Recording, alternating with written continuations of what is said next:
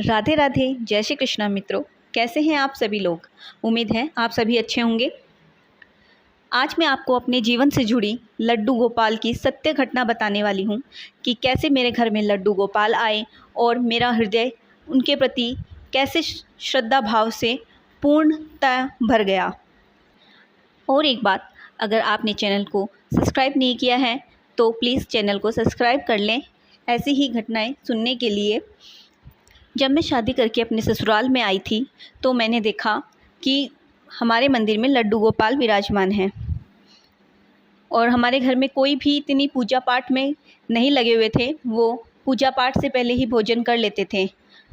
मैंने 2-3 दिन तक देखा। उसके बाद में मैंने कहा कि मैं सुबह उठकर पूजा पाठ करूँगी और लड्डू गोपाल का ध्यान रखूँगी, लेकिन मेरी बात किसी ने नहीं मानी और मेरी सास ने जिद पर अड़ी रही कि मैं लड्डू गोपाल को मंदिर में विराजमान करवा दूंगी, क्योंकि अच्छे से उनकी सेवा नहीं हो पा रही है यहाँ पे।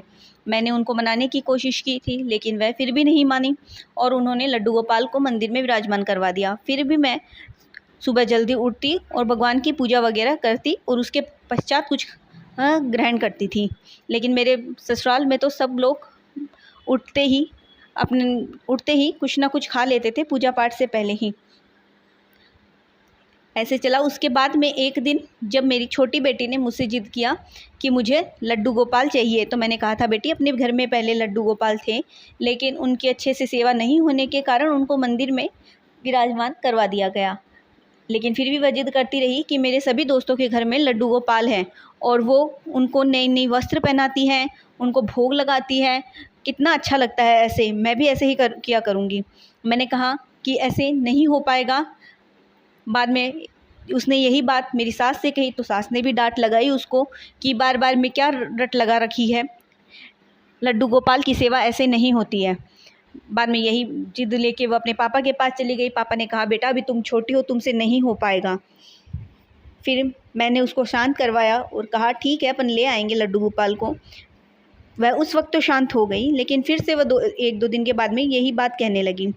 फिर 5-6 दिन का समय देकर मेरी बड़ी बेटी को लड्डू गोपाल उपहार स्वरूप मिले, जो कि मथुरा वृंदावन गए हुए उसके मित्रों ने उसके लिए लेकर आए थे। फिर वो लड्डू गोपाल मुझे घर में लाके दे देती है और यह देखकर तो मेरी छोटी बेटी की खुशी का कोई ठिकाना ही नहीं रहता है। वो बहुत खुश हो जाती है, कहती है कि आहा, लड्डू गोपाल मेरे घर में आ गए।